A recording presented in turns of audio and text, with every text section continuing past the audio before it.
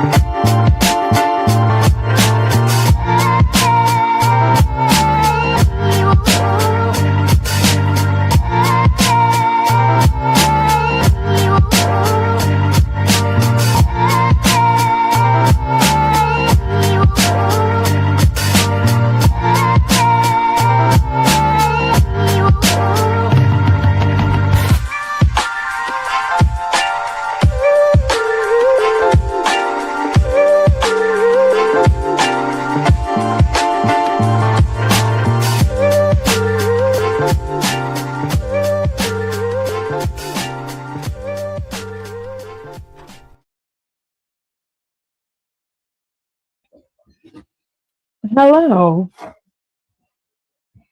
How are you guys doing? I hope you're all doing well. Thank you. It has been a long day for me.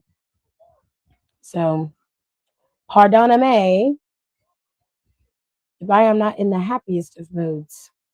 But we needed to talk because there have been some things that have happened since I have left YouTube for just a day. Okay. We were done Friday. We thought we was going to be, like, okay, SmackDown happened. We saw all of that.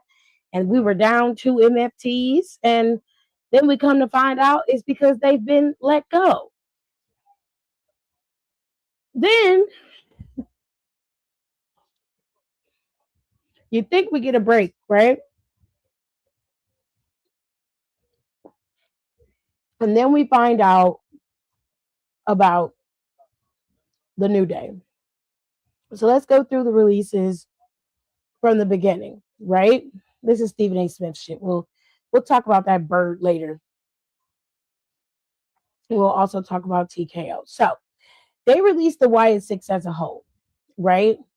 Now the reason why they released the Wyatt Six is because they really they don't have a lot of love, or TKO as a conglomerate didn't care for the Wyatt Six as a dark entity of characters. I guess they didn't understand it. They didn't care for it. So instead of allowing them to work how they work, they just decided to let them go and be done with it. The biggest problem I have with this is that because TKO doesn't understand it, they're like, okay, yeah, we need to let this go. I think that that's very weird. I also think that I don't think that that's all that that has to do with, and I'm going to tell you what I think it is in a minute. Some of y'all may not like my theory,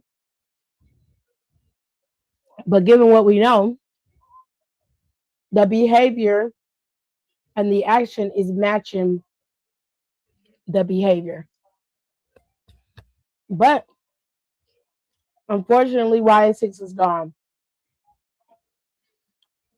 Alistair Black. Now, Alistair and his wife Zelina were both let go together. Okay. Let me see if I can find that one. Because I had that one. I think I found it. Because I keep pulling up shit I don't have, honey. There it is. Boom. There she go.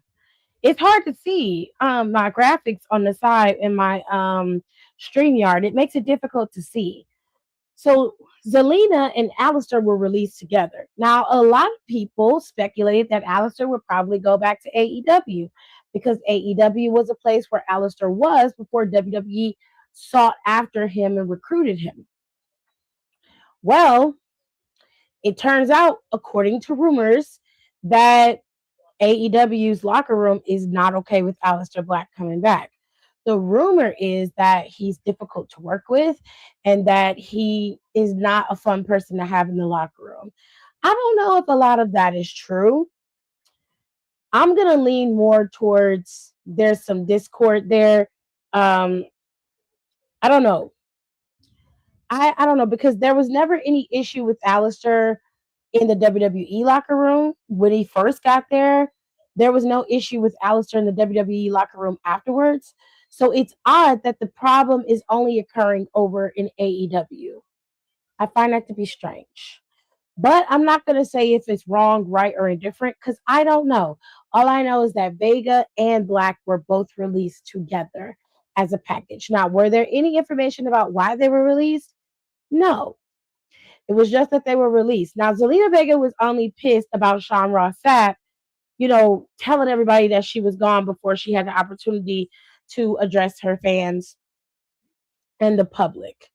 And he basically, brushed it off like I'm doing my job. You got released. It is what it is. The information is out there. Blah, blah, blah, blah, blah. It's always going to be fuck Sean Ross Sapp in this house because that man is a crybaby bitch. And I will stand by that 10 toes down. Uh, so I'm always, I'm going to be whoever going against them, unless they saying some weird egregious shit, I'm going to be on their side because I don't like him. So it is what it is. Andre Chase got released. Of course, this was gonna happen. They were shutting down Chase U. They tried to revive it. It didn't work. Um, I like Chase U, honestly. It was very reminiscent of like damn, they can't catch a shot to make it say they like the OG stuff that we used to see back in the day, like APA, skit style wrestling that worked. And I like that. I liked it. I miss that type of wrestling. That's kind of why I like Tony D'Angelo with the family because the Don had a thing. And I just wish they would have leaned into that more so that he had more control and that would have worked out for him. Because this entity person that he's become, Tony D'Angelo, I don't think that character will translate well on the main roster. I think that the Don will translate very well on the main roster, especially if you put him in a heel form and give him some power and have him going back and forth. And you put Paul Heyman with him, that kind of shit would work, at least in my opinion. Anyways, they got rid of Kaylee Ray Alba Fire. Now Alba Fire was one of my favorite NXT UK girlies. She was the longest reigning NXT UK champion in history. She is the reason why I have that UK belt because I love that fucking belt. It was my favorite belt. The UK belts were unmatched. I don't care what nobody says. The men's UK belt, the women's UK belt, they just looked so prestigious, so pristine. They were bomb. They were bomb belts. Okay. Beautiful titles. They fired a lot of wrestlers that's about to go to AEW. Kyrie, Kofi, Xavier, 3 MFT wrestlers. AJ Lee said she's not going to be wrestling for a while. I don't think all of these wrestlers are going to AEW. I think they'll go and probably be over there to wrestle. But they don't have to sign up for AEW. There are other promotions they could work for. AEW is not the only one. Me personally, if I were Xavier and Kofi, I would go over there. I think Kaylee Ray would do great over there. If I was Kairi Sane, I would go back to Japan. Or I would go to TNA as my pirate character. I think in TNA, her pirate character would eat down. Um, but I don't think all of these wrestlers are going to AEW. No, you're fine. Personally, I don't think all of them should go over there. There's no need for them to all go over there. There's plenty of promotions to go around, and a lot of them televised and ready to go. Like you don't have to all go to AEW to be seen. But I'm mad about Kaylee Ray because I loved her and I really wanted her to be more than just Chelsea's sidekick because she was capable of being more than that. She's a really nasty heel that would have worked beautifully, especially somebody who could have gave Tiffany a really good run for her money while she was champion. You could have had Kaylee Ray step out of Chelsea's shadow, move into being a true contender for that title. Really, like I said, really being a dastardly villain to Tiffany's face turn character. And it would have worked. It would have boosted Tiffany Stratton and it would have gave Kaylee Ray the true, villainy that she needed to boost herself to go back at that championship again, or for her to be United States Championship and Chelsea being her side, being on her side.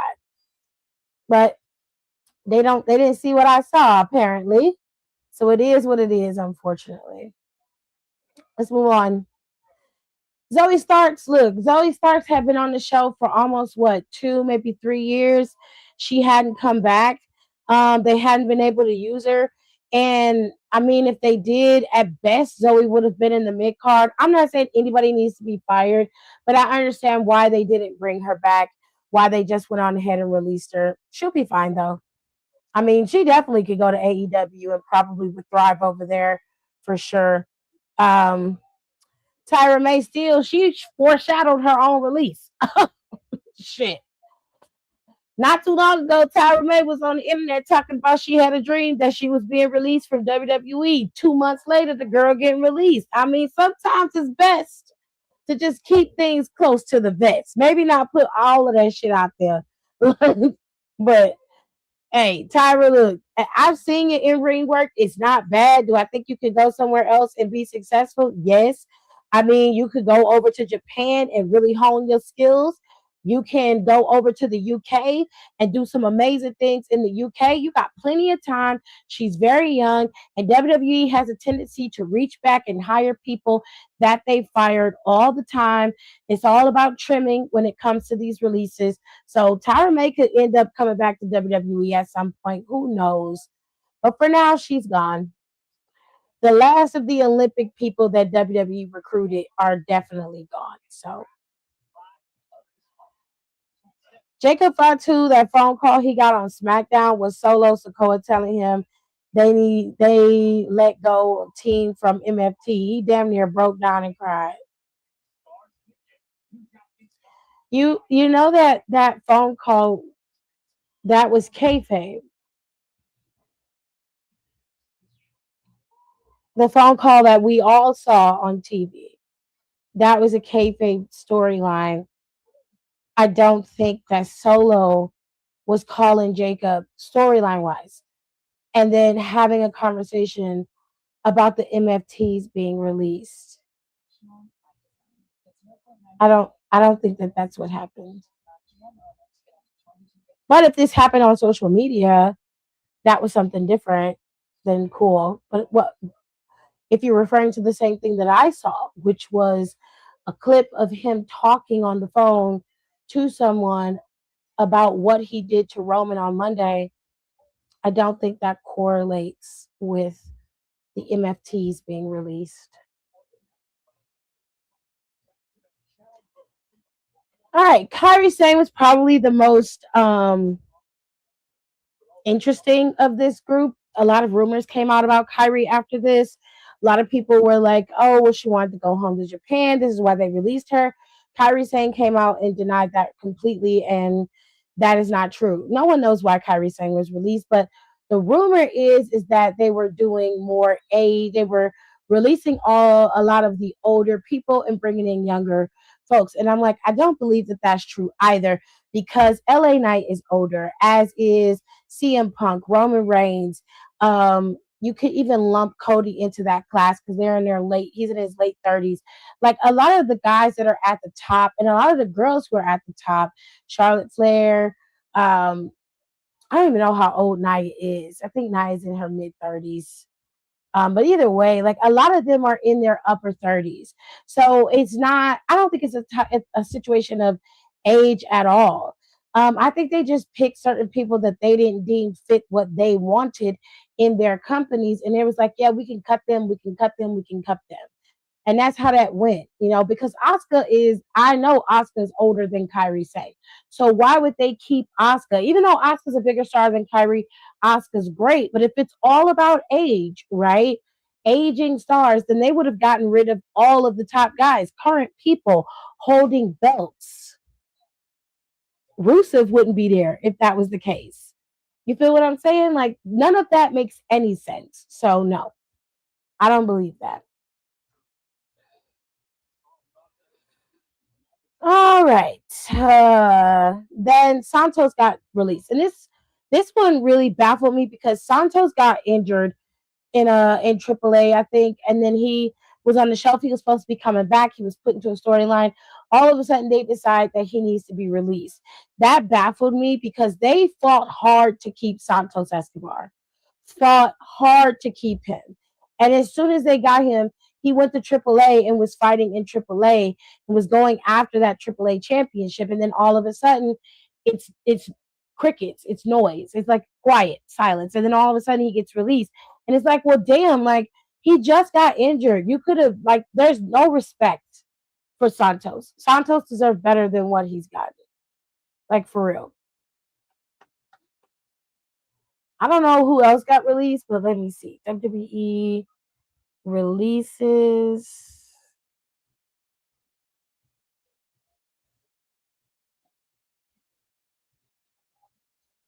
Yeah, I think it was just New Day.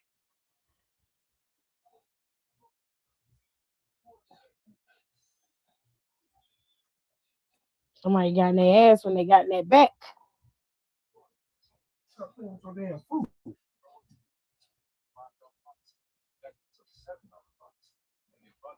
Okay.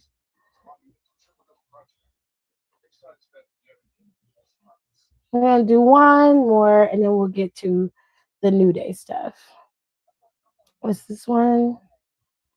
Motor City Machine Guns broke my heart. Motor City Machine Guns were not used properly.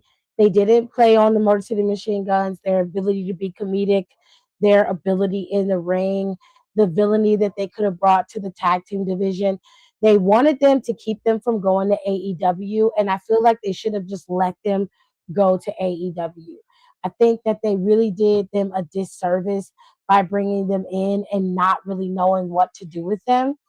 And because they did that, they cost them real time and like some real opportunities at doing great things. And I'm just pissed at how they did them. Like, I'm just so pissed. But I love Motor City Machine Guns. Alex Shelley, Chris Sabin, love them both, love them down. So if they go over to AEW, which I suspect that they will, I'll watch because I know for a fact they'll be fine over there. All right. So Ariel Helwani had a message for TKO and this whole situation, and I'm going to read it so you guys can understand, and then we'll get into New Day and the MFT's release. But TKO as an entity has a major task on its hands right now. It has to win the hardcore fans back. They may care about the casuals, the top line, the mainstream fans, celebrities, and influencers. They may not care about the hardcores now, but they will start to worry about them when the casuals become hardcores, which is what they want. The letters TKO are becoming somewhat stained in the eyes of wrestling, MMA, and boxing fans. We should never be talking about TKO as fans. That's the parent company. They're ruining the sanctity of what we love so much. The mat now has ads everywhere. The table has ads everywhere. The apron has ads everywhere. There are no there are no more backstage vignettes, no more interviews, and interests are being lost. It doesn't feel the same anymore. Respectfully, I have to agree. I feel like TKO is running WWE like it's a massive ad. There's nothing fun about it. There's no real in depth fun about wrestling that we used to love. The stories are there, But we don't see backstage vignettes. We don't see backstage interactions. We don't see attacks backstage anymore. Those are few and far between. We don't get to see the storylines play out. We don't get to see them actually flesh out a story so that it makes sense from start to finish. We don't get to see any of that because they're so hyper fixated on one clip moments. They're so fixated on TikTok views and YouTube views and these big moments, these highlight reels. They're so hyper fixated on it, so focused that they lose the aspect to tell a story from start to finish and start that story off strong and make it worthwhile. We are losing that all because you don't know what you're doing. And I don't understand. That's my biggest thing with TKO is like you don't even have to be this involved. You're be this involved. And that's the part that's really ruffling my feathers because we don't need you. There's a whole fucking team in WWE that can make sure what is being shown is fine. But you keep reaching down and taking from the gold pot every week, making it smaller and smaller and smaller to the point where it's just going to be little coins left. New Day leaving was a very big problem for TKO. And that's where we're getting into. Okay, hold on. Backlash, yeah, we're not going to talk about Backlash. New Day leaving is a massive problem. I was under the assumption that Kofi and Xavier both were going to be lifers. I didn't think they were going to leave until they got ready to retire. And that's just real talk. They've never had any issues with contracts. They've always said, like, when they've had a problem, they were able to work everything out. But TKO coming in and changing everything. So let me explain to you guys what actually happened because the story changes by who tells it. And from what I understand is that TKO wanted Xavier and Kofi to switch over to TKO deals. They did not want them to keep their current contracts as it was. So they were in a contract restructuring negotiation. Okay. And when they sat down and had a little conversation, like do, hey, we want to restructure you guys' contract, get you under some new TKO deals. Are you okay with that? Okay, cool. What are you offering? What are your terms? TKO laid it out. Kofi and Xavier both were like, I don't like that deal. I don't like that. That's not gonna work for us. So I guess they went back and forth, and when things didn't really work out the way they wanted, they were like, you know what? Hold on, y'all.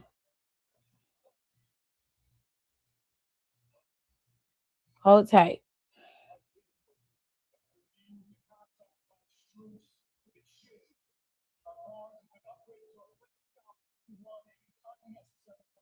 Uh-oh.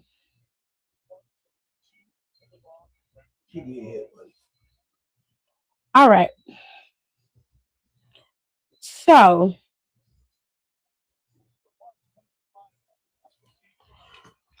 okay, here we go. So once they said, you know what, we're not doing that. We're not doing that. We're not re-signing. We're not signing this contract unless you renegotiate this. TKO was at a standstill. They were like, this is what we're offering.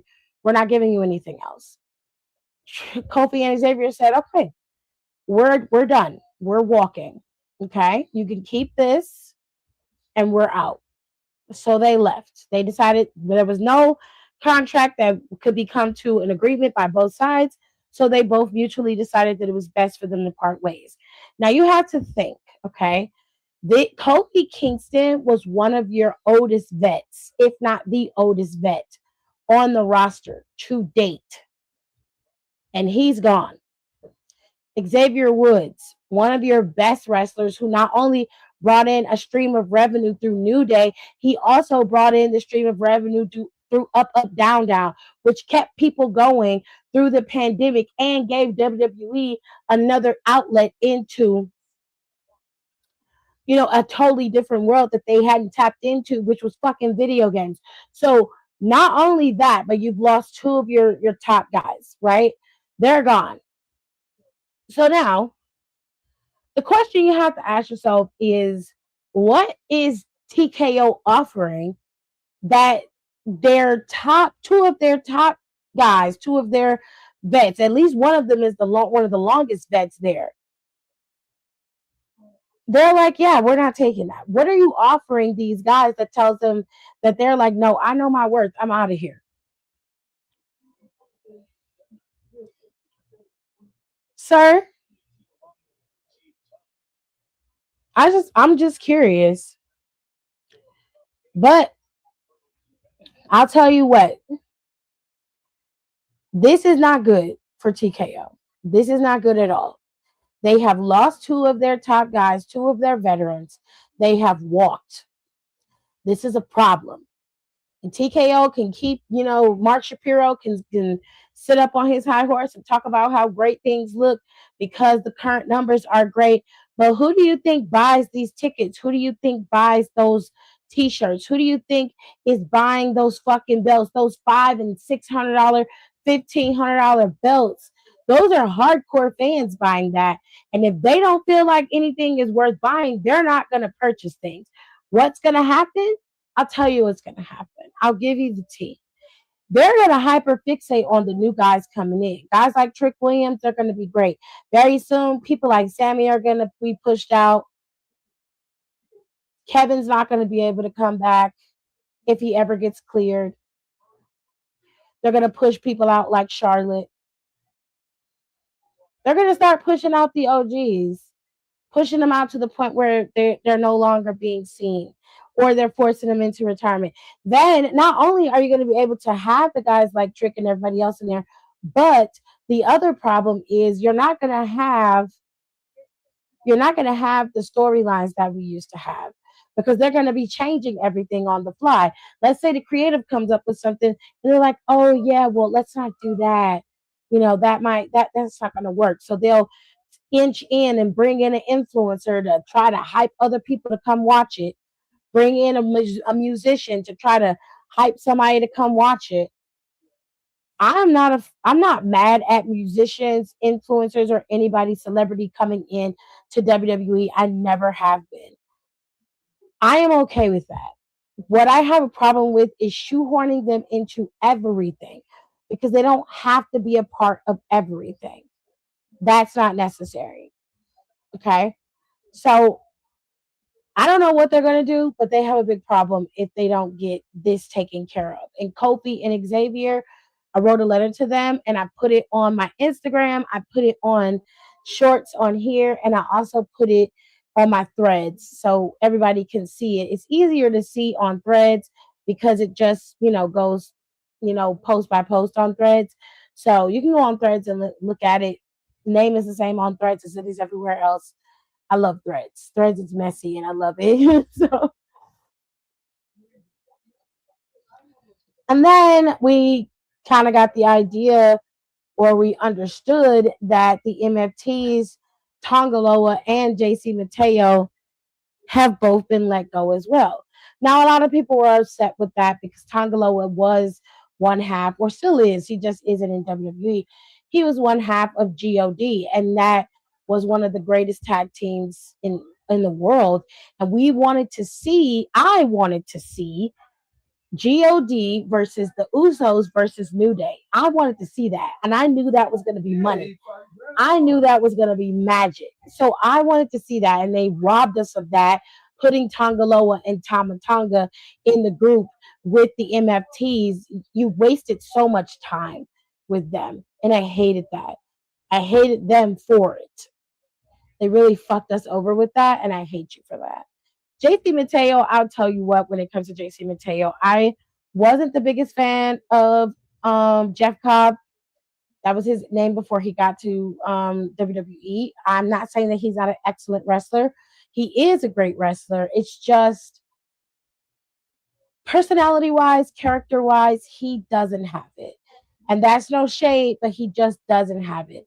In order for you to be able to be at the top of the mountain and to be a champion, especially in a WWE setting in that space, you've got to have some type of aura. And Jeff Cobb doesn't give much. He gives good wrestler, which there's a big difference between the two. So there you have it. Okay, there is where we are in terms of all of the wrestlers that have been released over the last couple of weeks. Okay, what is this? I don't know what this is. Oh, MJF gave Kofi Kingston and Xavier Woods some love after they got departed. So shout out to him for that. But there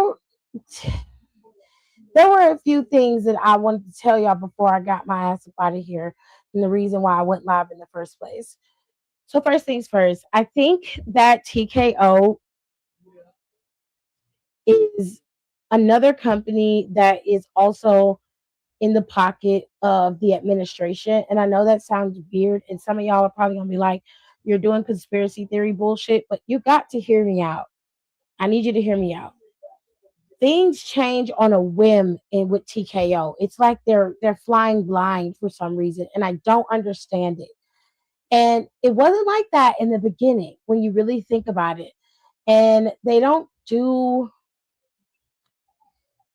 they're doing too much. Their grip is too tight, and something about it stinks. Something seems so fucking weird to me, and I don't understand what the issue is or why they feel like they have to be so tight on WWE and on UFC. They are killing both sports. Hey, Don. So I don't understand it. I'm confused, but something about it is weird, and I think it has a lot to do with who is in their back pocket. And I think that it has a lot to do with how they want to present themselves, because they want to, on one hand, keep people engaged and keep you watching. And then on the other hand, they want to be on some bullshit. Now, it's going to be a major problem if CM Punk leaves, because, like, CM Punk doesn't like politic and bullshit. He's not a big fan of that kind of stuff. So if he sees or feels like something about this shit ain't right, that man just might walk, or he'll stay on long enough to try to change it from the inside. However, this time he might just leave, because, and then if more people leave, then there's a problem. Now, I obviously there's a big rumor going around that Roman is going to be gone for the majority of the month of June. So we're in May. He's scheduled to be on every single Raw this May. Like, there's no qualms about it. He said he's coming to work. Cool. Love that for him. But in June, he's been pulled from of his um all of his dates, all the dates that he's been scheduled to work, he's been pulled from them. Now, I have let me change the WWE Summer Tour 2026. Mm,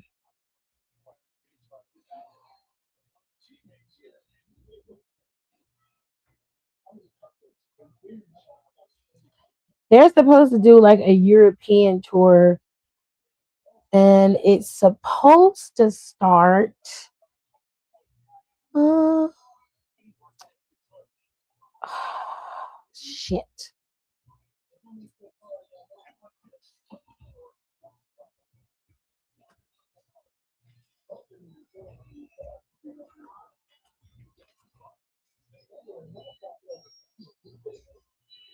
Yeah, okay.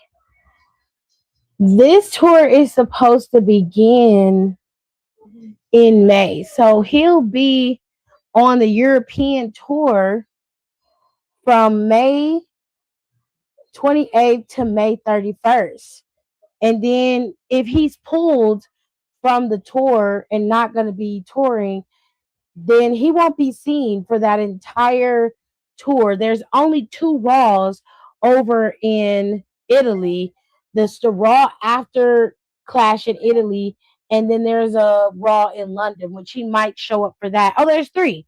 There's a Raw in Paris and there's a Raw in London. And there's only one SmackDown. Why is there only one SmackDown overseas? That's weird.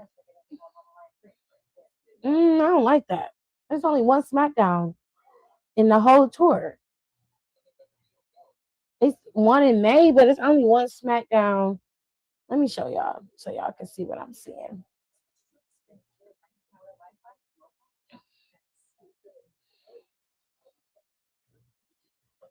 I was supposed to go live with everybody with the Midwest Melanin Mafia and talk about this because I knew they wanted to talk about it, but things just got in the way and they couldn't show up. So my apologies. But y'all can see the tour. Like, look at the thing. It's like they got 2 days for SmackDown. One is in May, one is in June, and they're going to be in Italy for that one. And then after that, there is no more SmackDown. There should be another SmackDown in there. I don't understand. Hmm. They must be coming back to the States, I guess, for SmackDown. But from what I hear, Roman's been pulled from those. But that doesn't mean that is true. It could be just pure rumor. Who knows? Maybe the others are splashed down because it's across the ocean. Mikey, please. Mikey, please. Mikey, please. Not today. Not today. Mikey's stupid. He always give you one. Always. He always give you one. You gotta love Mikey though. Any whoosies. This is their tour schedule for their summer European tour. It's gonna start on the 28th of May. So there's that. Then we've got Slammiversary happening on June 28th. If you've been catching up with TNA, Ali is back. Mustafa Ali has the international championship over there. Trey Miguel is injured, so he's out for quite some time. And I'm not sure what's going on with Mike Santana and that title, but it seems everything is going well over in TNA, or at least from what I hear, it's halfway decent. Ariana Grace is still champion, which boggles the mind, but make yourself happy. Like, what's weird to me is WWE will allow their wrestlers to go be champion in another company, but won't let any TNA guys be champion in their company except for the Hardys. They're the only ones. Like, you're very disrespectful, WWE, but whatever makes you happy. Backlash's poster is they have an official theme song. It's by Sophie Tucker and Jay Balvin, and it's called Cook. That is the official theme song for Backlash this year. It's gonna be in Tampa, so if you care, there you have it.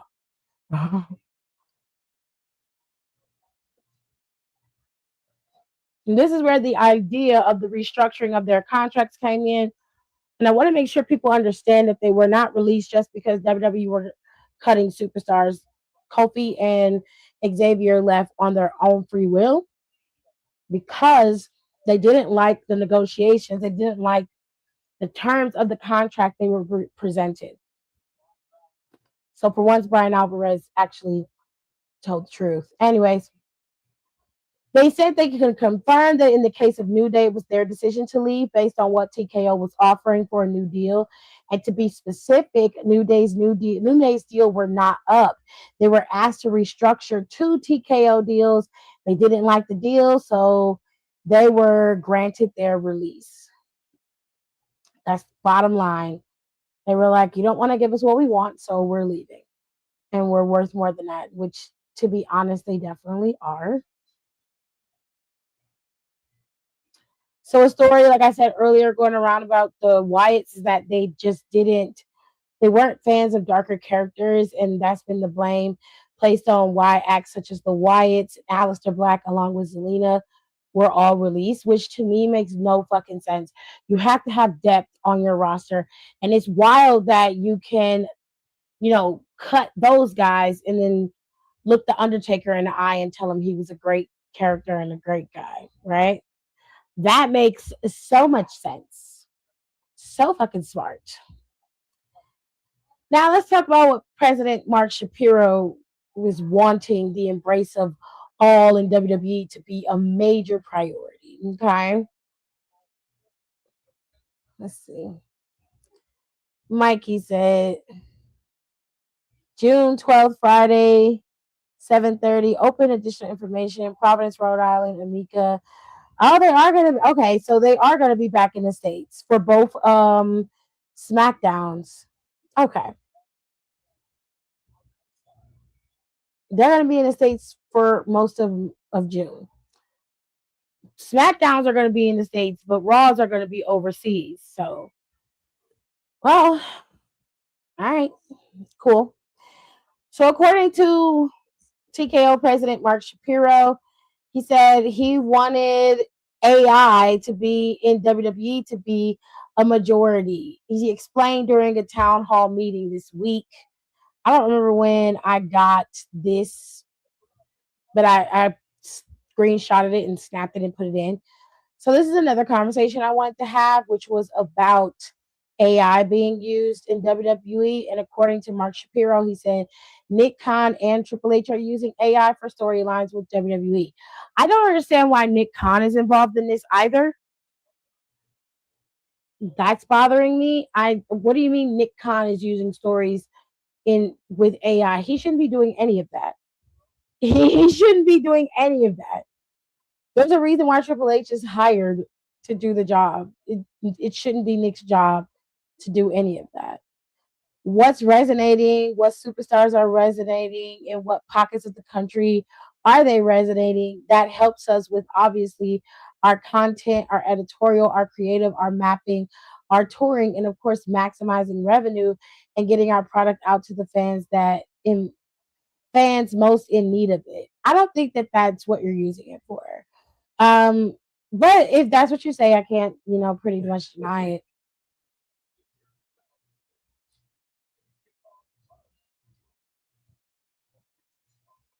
I will say this. Damn.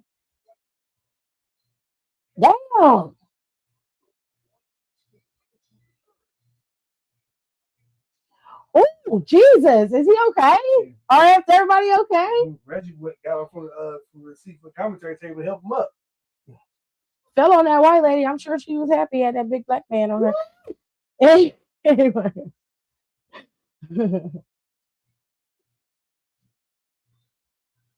Couldn't stop that forward momentum, I see. I'll say this when it comes to WWE using AI for storylines or mapping out. Like, I don't mind you doing that. Like, it's probably the same way that you would use Copilot if you're writing a story. Copilot is AI for Microsoft, and it basically will tell you where it feels like you are not necessarily, writing cohesively. The story isn't flowing right. You can ask it to analyze things in that regard, and that in itself I don't have a problem with. I don't have a problem with it, suggesting storylines or something that you can map out. I feel like you could that could help in terms of seeing a wider picture where you're creating a storyline. Let's say you start with Liv Morgan and you're like, okay, Liv Morgan is the champion, she's a heel, she's still in Judgment Day, there are two Judgment Day members right now. Map out Liv Morgan's title run until WrestleMania. Tell me where to go with it, right? Like, and then you can tweak that and edit that so that it makes sense and that it's worthwhile. Like, that's not hard to do. You know what I'm saying? That'll be fun. That'll be interesting. That's gonna be a good time. You know what I'm saying? So I'm not necessarily mad at them using AI to their benefit. I don't want them to make that a crutch. I want them to hire people who can give fresh ideas. You can plug those fresh ideas into the algorithm for the AI and have the AI help you structure things. Like, there's nothing wrong with that. I think that that will work out beautifully for for WWE, but they have to do it right. You know what I'm saying? And they have to not abuse it. That's the other thing. These can go in the trash. So I'm not mad at it. A lot of people were pissed about this. I'm not mad at it. I do think they need to separate church and state. I think Nick Khan shouldn't be involved in creative. He shouldn't be down there sitting down there in meetings and shit. I'm sorry. You're not hired to do that part. You're hired to keep the company flowing. You're hired to handle the big shit. You know what I'm saying? You're hired to handle that stuff. You're hired to look at numbers. You're hired to make sure your departments are running properly. You're hired to do that. You know what I'm saying? Campaigns, projects, marketing, that kind of shit. You being down in creative, wondering or putting your hand in shit. I don't mind you passing off a few ideas, talking things over. That part I don't care about. But you being directly involved with creative bothers me for some reason, as well as TKO being involved creative bothers me. I don't like it. And I think that that should be rectified immediately.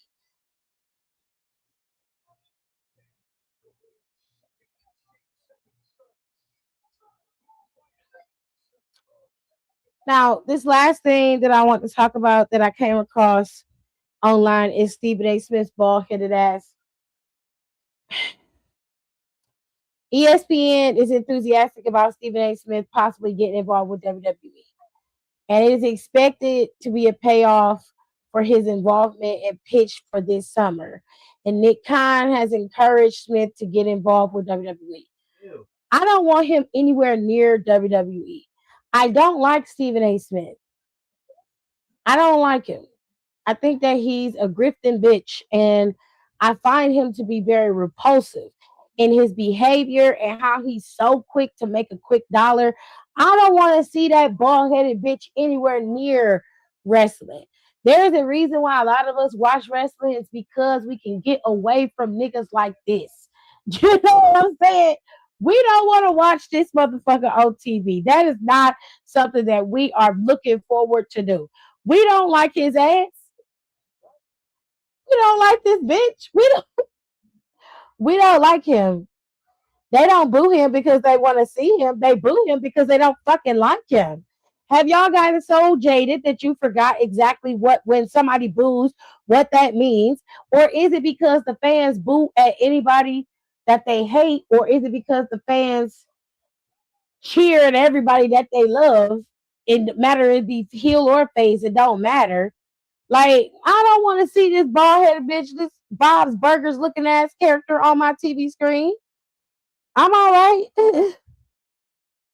We don't want to see that. We don't want to see that.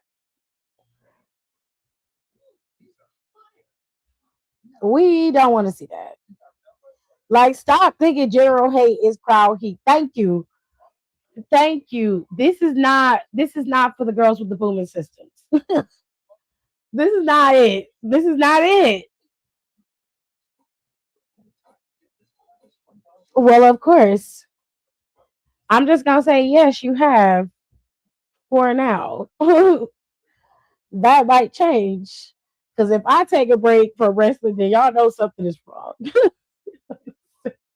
I watch wrestling every week. I watch WWE every week. And to be honest with you, I would watch AEW and do commentary on AEW as well, but nobody cares. I post stuff on my page about AEW. People don't interact with it. They don't care about it. They definitely copyright infringe me, and I can't. And it's just like, right? Or maybe I should say I found a wrestling fan. Does that sound better? Yes, you found a wrestling fan. I like wrestling of all kinds, if I can understand it. Like New Japan, I like New Japan, but I don't know. It's something you have to get used to. New Japan is something you have to. It's an acquired taste. But it's not bad. It's fun wrestling, I would say that. And I do enjoy AEW from time to time. They have very good female superstars over there in AEW and some good male wrestlers over in AEW. When I catch it, I'm thoroughly entertained. I can say that. Um, so you found a wrestling fan. So you're absolutely correct. And if you stick around, you'll see I go live every single week, Monday, Wednesday, Friday, and sometimes on Saturday or Sunday if there's a PLE.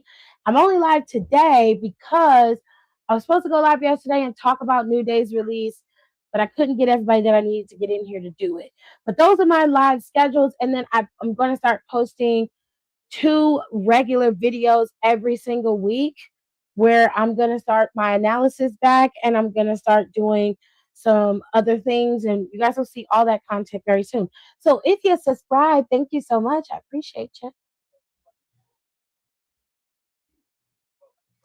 Right. Then I could post it, but they don't listen to me. They don't love me.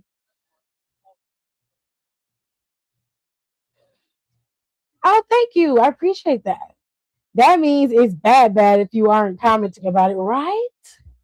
Right? It's horrible if you don't hear me say nothing about it. Absolutely. TNA is good. It's just late. I like TNA. I just need TNA to have a little bit more oomph. A little bit more je ne sais quoi. It's gotta have a little bit more spice. And I love Mike Santana to death, and I'm so glad that he got to be champion. And I just wish that they had a true adversary for him in TNA because TNA has been gutted. And there's nothing going on in TNA outside of Mara Sade. Love Mara Sade. That girl left WWE, went to TNA and was like, bitch, I'm gonna show you how a bitch go down a slide. And she did that. Trained with the Hardys, got her shit hype, got her a new man. I believe she dating Kevin Knight. Child.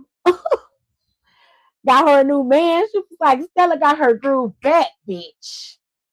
Ooh, they cutting the lead, Jared. They cutting it.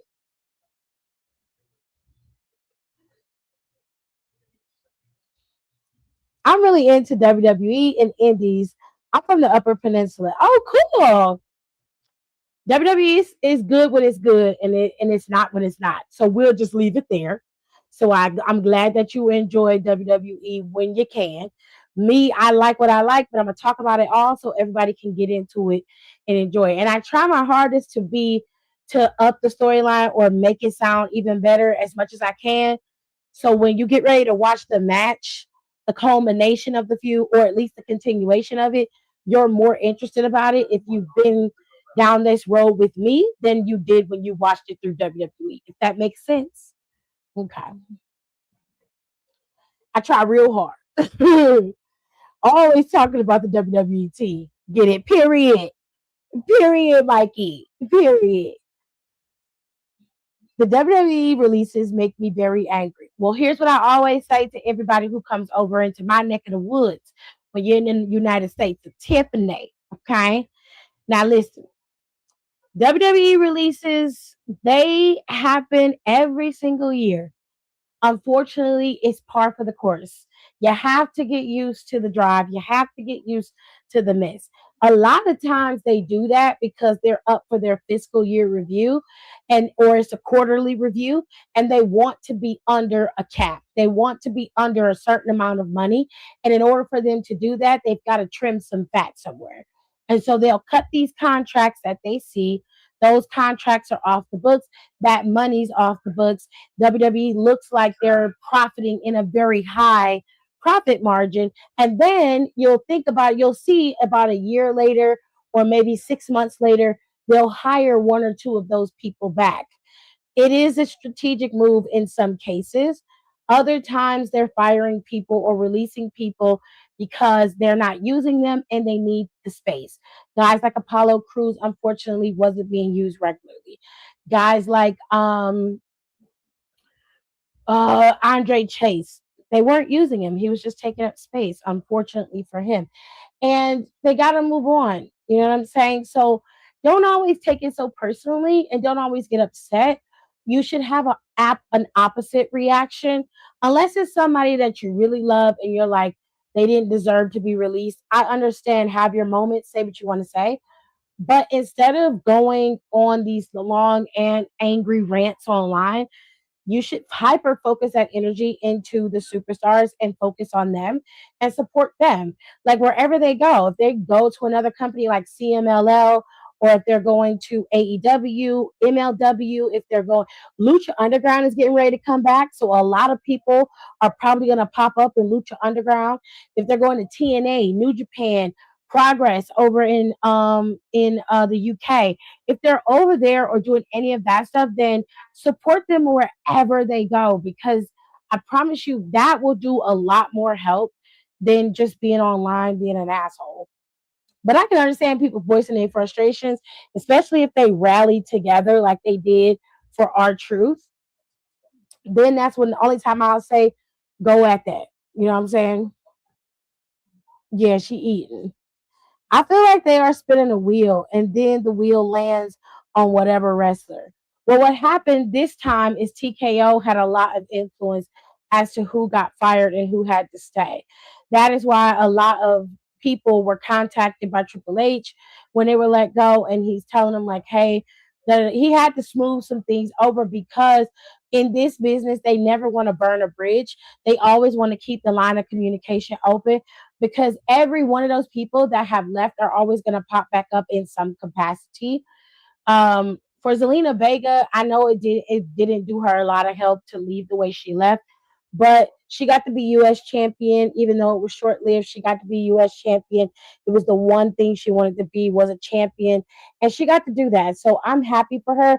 But I feel like they could have used Vega going up against Tiffany Stratton and as a heel too. Like they really had big opportunities with certain people, and they missed those opportunities, marginalizing them and pigeonholing them into these small little tiny boxes.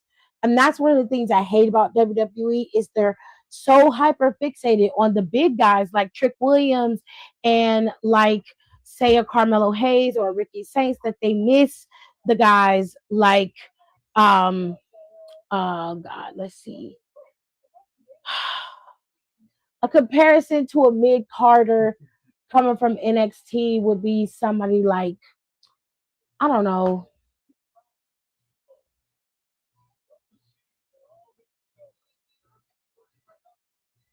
you miss the potential of guys like Tavion Heights when they finally hit their stride.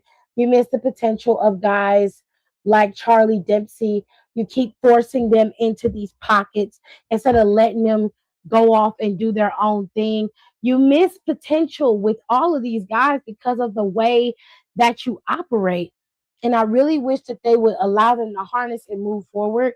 But they're so hyper fixated on the Codys and the Romans and the CM Punks and the Trick Williams of the world that they miss the opportunity to curate decent mid cards that make people want to be interested in the program, that help keep the program flowing.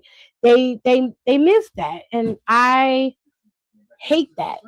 I hate it. I hate it. I hate it. Now, look, I want y'all to be very, very mindful. Be very mindful when you're watching television. Just watch TV. Don't, read too deep into shit. Just watch it and enjoy it. Me personally, that's how I watch it. Now, if you guys see any more news on anything that's happening, don't hesitate to send it to me. If you follow me, go ahead over to Instagram and follow me. The name is the same. It's at Psych Design TV2 over on Instagram. There's podcasts that we do. Down for the count. I'm going live on both channels, so there's that. Down for the count has its own YouTube. I mean, it's on YouTube and it's on Spotify. So you can listen to us as we do our podcast. We did not do a podcast this week. We took a break. I'm sure we'll be back next week and the girls will be voicing their frustrations about everything. I have my own podcast and stuff I want to talk about. Podcasts. It has nothing to do with wrestling. I do Reddit posts over there, so there's Reddit Fridays. And on Wednesdays, you'll get some pop culture Wednesday stuff as well. But other than that, I try to keep it very cool over there and interesting. We talk about movies over there. Sometimes I go in about music. It depends. All right. And over here is where I keep my wrestling content all day, every day. And sometimes we do some different stuff. Like on the weekends to decompress and to keep everybody from losing their shit about wrestling. I do reading and chill. Well, we'll sit, you'll sit, have your earbuds in, and we'll read a book, or we'll read a book that one of my friends have written, or I'll read a book. We were reading Black as Fuck History. I had to take a break on that and I'll get back to it. There are plenty of posts up with me reading the chapters. I'll finish the book out for you guys and then we'll move on to the next one. And then we'll finish Rico's book, which was what everybody was really listening to. But there's a lot of stuff that happens over here. And I want to make sure you guys see it. Okay. I love you guys and I appreciate you guys so much for coming over here, listening to me rant and rave. I know it was random, but I had to get some things off my chest first. I want you guys to be very careful and watch. Keep your eyes open when it comes to this TKO and how they're moving. You need to be mindful of the things that we consume and what we watch. When things start to get real nasty, especially in the entertainment industry, there's something wrong in our society. We have to start paying attention. And I'm not trying to be funny or conspiracy theorist. I'm just telling you, as a person who observes and waits. You need to pay attention when things start shifting and changing in very niche style entertainment as well as overall entertainment. When everybody is starting to change into different stuff, you're starting to see overtly religious or overly liberal things happening. That means that there's an imbalance and something has to be restored. You have to start paying attention. Not telling you to pick a side, I'm telling you to pay attention. Okay? I know it sounded cryptic and weird, but I promise you, in a few months, it'll all make sense. You just got to trust me. With that being said, I hope you guys enjoy wrestling. I know it's not the best. I wrote my letter to Kofi and to Xavier because I felt like they needed to see it and hear it. I hope that they did. I don't know if they did, but I hope that they did. If not, I just want to let y'all know that Kofi was my favorite. And I love that man for everything that he was able to do, to be able to become champion and hold that title the way he did, with a smile on his face, with the weight that he was carrying. He did it with ease, whether it was painful to him or not. We as fans never knew because he never let that smile crack. He always kept it. Even when he lost in less than a minute, Kofi Kingston still was smiling and happy and doing his thing. And unfortunately, it was not appreciated, and it definitely should have been. I don't know what's going to happen in the future and how things are going to go, but I hope for Kofi's sake that he gets everything that he deserves. In terms of Xavier Woods is probably one of the coolest wrestlers in WWE and just in the wrestling community alone. He changed what it meant to be a wrestler and what it looked like.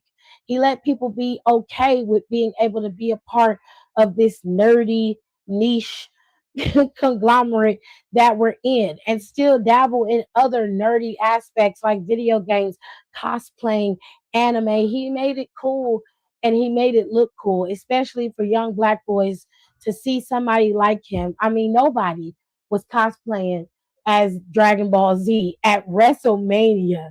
And the New Day became synonymous with being seen as pure black boy joy personified. Unfortunately, we lost Big E. He went down.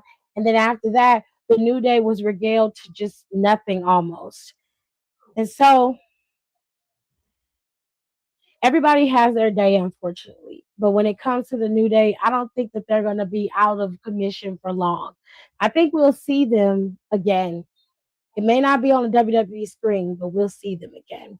And for that, I'm always going to be watching and I'm going to be looking. Wherever they go, I'm going to support them because I love them. Y'all make sure y'all tell Kofi and Xavier how much you love them too. In respect to Tongaloa and JC Mateo and everybody that was released, y'all will always have somewhere somebody calling you, their favorite. Somebody's always going to be your fan. You don't have to worry about that. The industry is small, and all of y'all have been on one of the biggest stages of them all. So you more than likely now will be able to command top dollar wherever you go, and that's a good thing. So I hope it works out for everybody. I will see you guys tomorrow, which is Monday, and we'll go live after Raw. I hope to see all of you and so many more there. Thank you so much for listening to me rant and rave today. I'll see you next time. Bye.